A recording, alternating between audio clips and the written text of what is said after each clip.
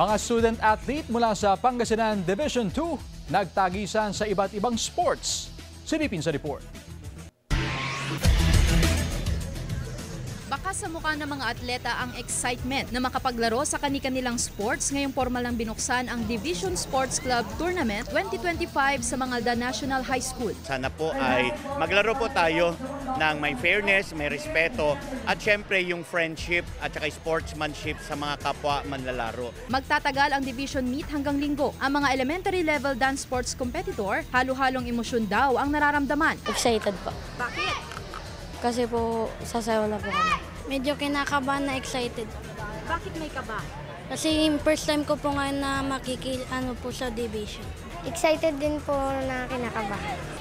Practice lang po. Gagamitin ang oval ng paaralan para sa track and field events. Kasado na rin ang 40 billeting rooms ng mga atleta. Ang mga magwawagi sa division meet sa sabak sa susunod na Region 1 Athletic Association meet. Maliban sa Mangaldan, may mga sports venue rin sa mga kalapit bayan. At dahil may banta ng bagyo sa Linggo, posible raw na i-postpone ang palaro.